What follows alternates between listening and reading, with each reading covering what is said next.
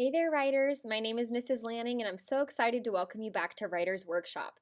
You, friends, have been working so diligently, so hard on our series writing. You've picked a character or two that's your favorite, and you've written not just one, not just two, but many stories about that character.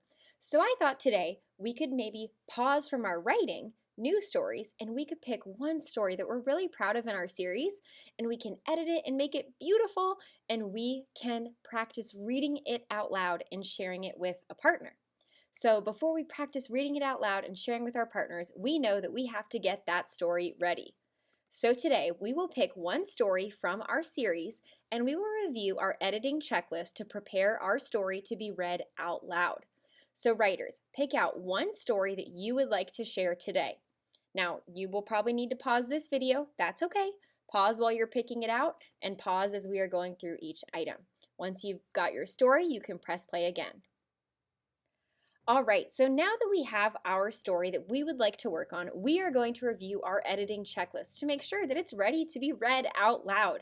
So, as I read through items on this checklist, you can go ahead and I want you to look through not just one page, but out of that book, I want you to look at every single page for the items that I read. And like I said, you can hit pause on the video as you look for each item. And once you realize that you've got it all covered on every single page of your story, you can say, check, ready to go, Mrs. Lanning, and hit play to hear the next item. Pause, look through all the pages again, and do the same thing. So first, I put spaces between my words. So right now, you are going to look on every single page to make sure that you put spaces between each word. And you can pause as you look. Once you've got them all and you've fixed it all, you can say, check, ready to go, Mrs. Lanning, and hit the play button again. All right, now that you've checked for spaces, it says, I checked the word wall. Think of those words that are on your word wall or words that we know by heart or our sight words. And if they are written somewhere in the classroom, somewhere on maybe a digital word wall, let's make sure that we spell those correctly. So pause the video and look at every single page. Next, I spelled tricky words the best that I can, and I wrote letters for most of the sounds, as many as that you could. So pause the video and look through every page. All right, friends, now that you've looked for spelling tricky words, it's time to see if you used punctuation. That's those ending marks, period, question mark, exclamation point.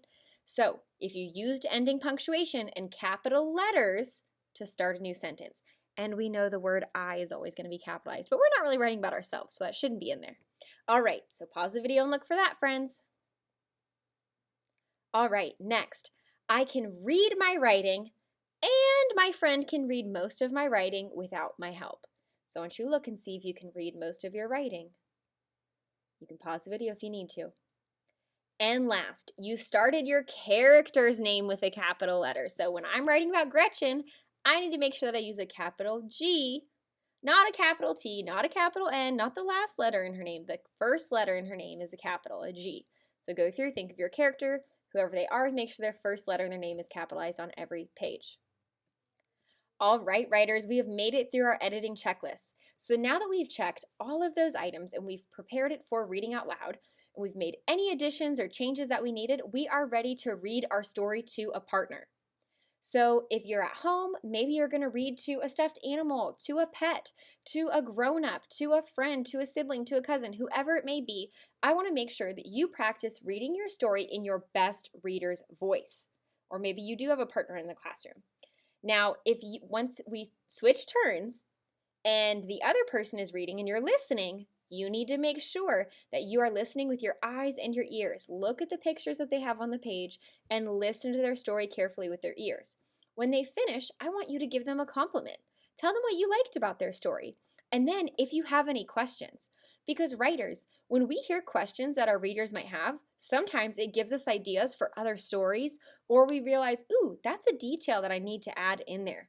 For example, I realized I hadn't used any of my crayons to draw my pictures of Gretchen and her treehouse. And after I read it to my friend, they said, well, Mrs. Lanning, what color is the treehouse? Like, did she decorate it? I can't, it's all just, in black and white. I can't tell if she decorated it. If this is a big green forest, I can't tell the season. And I realized, oh my goodness, okay, yes, it's the fall, so I need to color the leaves to match that. And you know what? She did paint and decorate her treehouse, so I need to go ahead and add color to that. So when the reader asked me questions, it helped me see what details I wanted to add. So writers, today you are going to practice sharing your story out loud. Maybe you're going to record it on Seesaw, and as you're listening to your partner, or if someone's listening to you, they will give you a compliment and think of questions that they have for you and for your story. All right, writers, it's time for you to get to editing and to reading your story. Your turn.